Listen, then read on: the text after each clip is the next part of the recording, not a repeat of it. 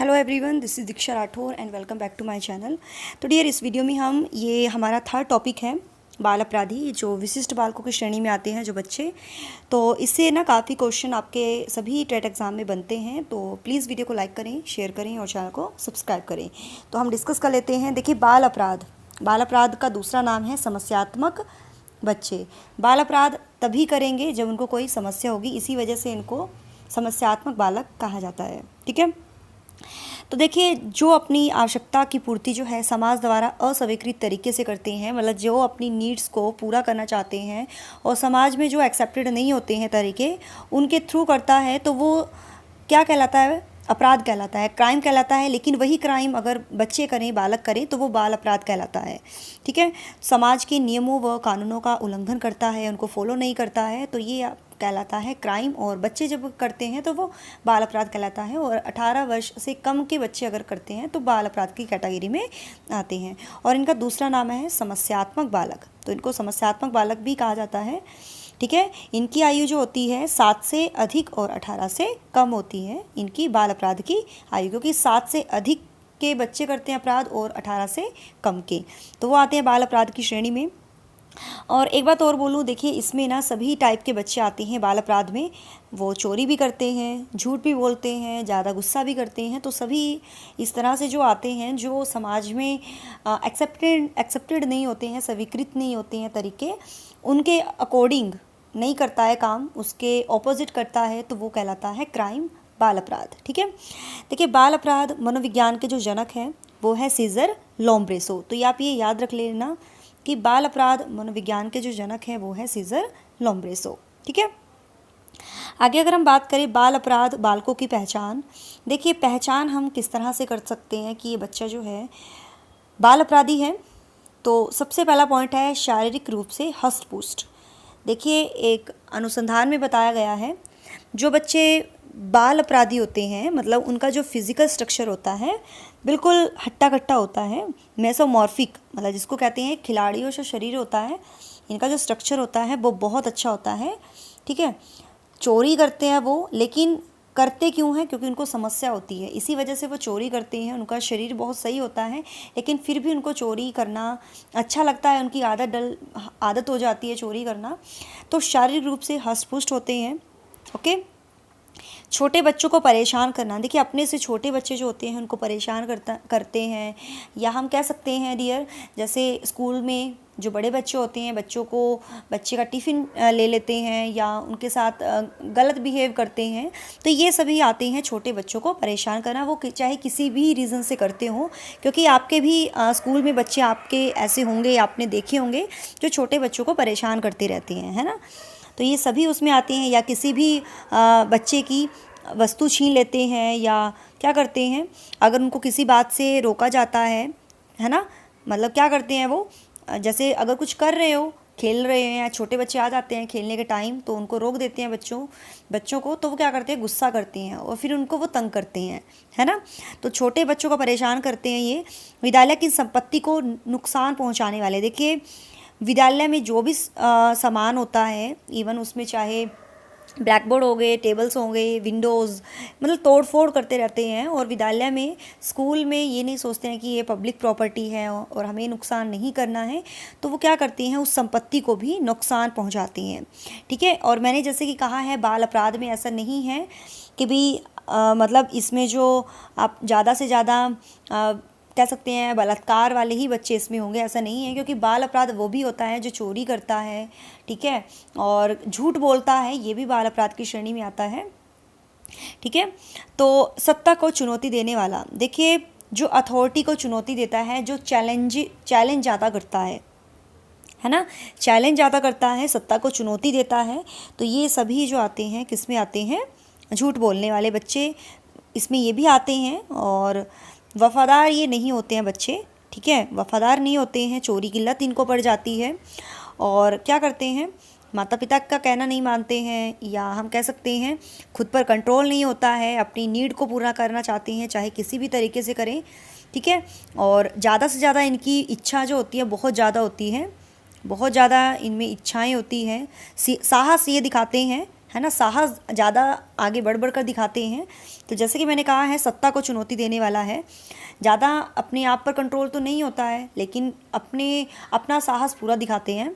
ठीक है। अध्ययन कार्यों में व्यवधान उत्पन्न करने वाला, जब भी क्लास में कई बार क्या होता है, बच्चे पढ़ रहे होते हैं, उनको डिस्टर्ब करते हैं वो बच्चे, है ना, और पढ़ने नहीं देते हैं, टीचर पढ़ा रहा होता, उनका अटेंशन नहीं होता है और बैरियर उत्पन्न करते हैं। इस तरह के बच्चे चोरी करते हैं, झगड़ा करते हैं। जैसे कि अभी मैंने कहा है, सभी टाइप के बच्चे होते हैं, ऐसा नहीं है कि बाल अपराध में कभी आप प्रॉपर तरीके से एक ही मतलब लेकर चलो। बाल अपराध में सभी कैटेगरी के बच्चे आते हैं और इन बच्चों को ही समस्यात्मक बालक कहा जाता है। चोरी करते हैं, झगड़ा करते हैं, झगड़ालू होते हैं, अपशब्द कहते हैं, एब्यूज़ करते हैं, गाली गलौज करते हैं। उनको कुछ भी बोल दो तो वो क्या बोलते हैं, गाली देकर बात करते हैं, है ना। तो ये सब उनमें होता है। यौन अपराध करने वाला, देखिए यौन अपराध मतलब फिज़िकली अब आपको पता है, अगर इनकी फ़िज़िकली सेटिस्फेक्शन पूरी नहीं होती है तो ये बलात्कार करते हैं। और ज़्यादातर केस में जो है नाबालिग बच्चे ही ऐसे होते हैं, लेकिन नाबालिग को ये कह के कि भी ये नाबालिग है तो उसको छोड़ दिया जाता है, कम सज़ा हो जाती है, लेकिन ये मेरे लिए जो है गलत है। ठीक है। तो बलात्कार होते हैं तो ये बच्चे भी अपराधी होते हैं, बाल अपराध कह सकते हैं, लेकिन ये इस कैटेगरी में आते हैं। तो देखिए ये सारे जो पहचान हैं ये बाल अपराधी बच्चों की हैं, समस्यात्मक बालकों की है। तो इतना मैंने आपको समझा दिया है। अब हम बात करते हैं कि इनकी शिक्षा किस तरह से होनी चाहिए, हम उनको किस तरह से शिक्षा प्रोवाइड कराएंगे। तो सबसे पहला पॉइंट है उचित वातावरण, है ना, उचित वातावरण।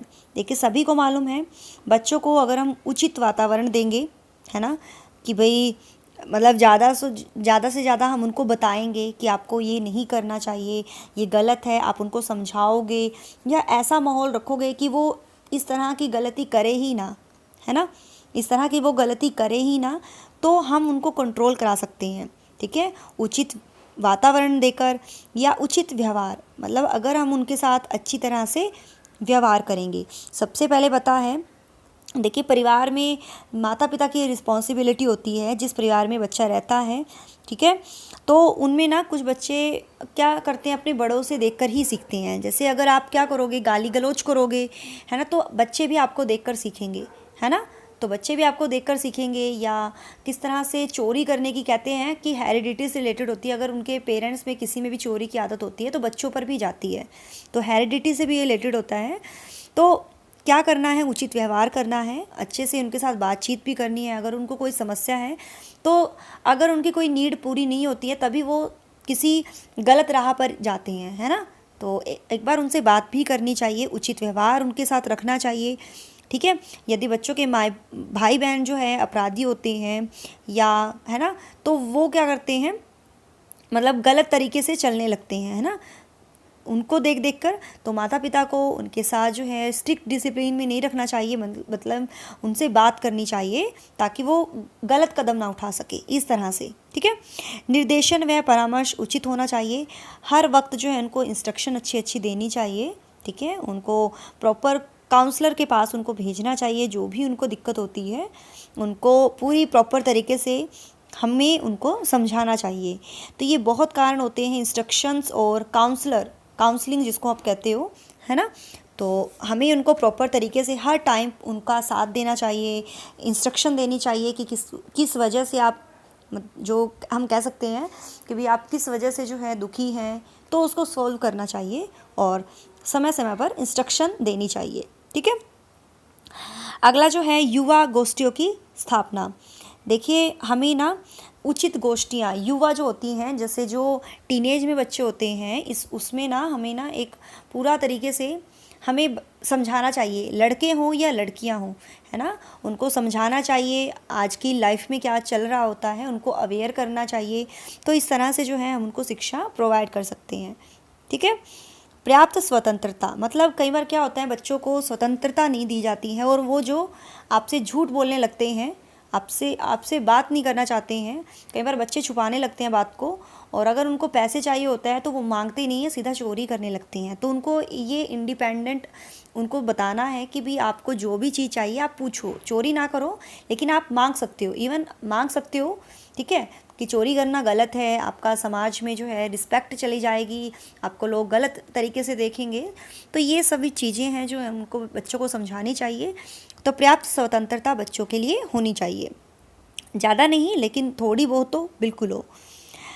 पाठ्य सहगामी क्रियाओं की व्यवस्था, देखिए बालकों में जो है सामाजिक संबंधों का विकास करने के लिए विद्यालय में जो है को करिकुलम एक्टिविटी करवानी चाहिए, ओके। और उपचारात्मक या हम कह सकते हैं व्यावसायिक कक्षा में शिक्षण व्यवस्था, हमें उनका निदान करना होगा या एक व्यावसायिक कक्षा में शिक्षा व्यवस्था करनी होगी। उनको उनके प्रोफेशन, उनके गोल के बारे में भी उनको बताना होगा कि भाई आपका इस तरह से नहीं चल सकता है आपका काम, तो उनको उनके गोल के बारे में उनको बताना है, ठीक है। तो ये बहुत सारी शिक्षा व्यवस्था है, लेकिन मैं थोड़ा थोड़ा आपको बता देती हूँ, मैंने एक बार थोड़ा बता देती हूँ। इसमें ना इम्पोर्टेंट होता है कि किस तरह से आप उनको सही कर सकते हो। परिवार के कार्य होते हैं, विद्यालय के भी कार्य होते हैं, समाज के अलग होते हैं, परिवार में होते हैं, उनको प्रॉपर तरीके से इन्वॉल्वमेंट देना, ठीक है। और कहते हैं कि छोटा परिवार जो है सुखी परिवार होता है, ठीक है। तो और बच्चों का बीच बीच में जो है निरीक्षण करते रहना चाहिए, ऑब्ज़र्व उनको करते रहना चाहिए, ओके। अच्छी आदतों का उनमें निर्माण करना चाहिए, सेल्फ डिपेंड उनको बनाना है, आत्मनिर्भर। और स्कूल का इन्वॉल्वमेंट भी जो है बहुत अच्छा बनाना चाहिए, ठीक है। और एक लाइब्रेरी की व्यवस्था स्कूल में होनी चाहिए ताकि बच्चे जो हैं अपने तरीके से लाइब्रेरी में भी जो है पढ़ सकें, और ताकि वो अपना टाइम कंज्यूम कर सकें। ऐसा ना हो कि खाली टाइम उनको मिले और बच्चों को शैतानी करने की सुस्ती है ना। तो इस तरह से लाइब्रेरी की नियुक्ति हम कर सकते हैं और एंटरटेनमेंट की व्यवस्था हम उन पर कर सकते हैं, ठीक है। आजकल बच्चे फ़ोन में जो है गलत गलत चीज़ें देखते हैं, तो उन पर भी उनको रोक लगानी होगी। तो इस तरह से शिक्षा उनको दी जा सकती है, ठीक है। तो ये डियर हमारा पूरा टॉपिक था, ठीक है। तो आपको कितना अच्छा लगा है ये भी आप बताइएगा, प्रॉपर तरीके से मैंने आपको बता दिया है, ठीक है। तो डियर ये था आज का टॉपिक, और thanks for watching my video. Do like, share and subscribe my YouTube channel. Till then bye bye, रब रखा, जय भोलेनाथ।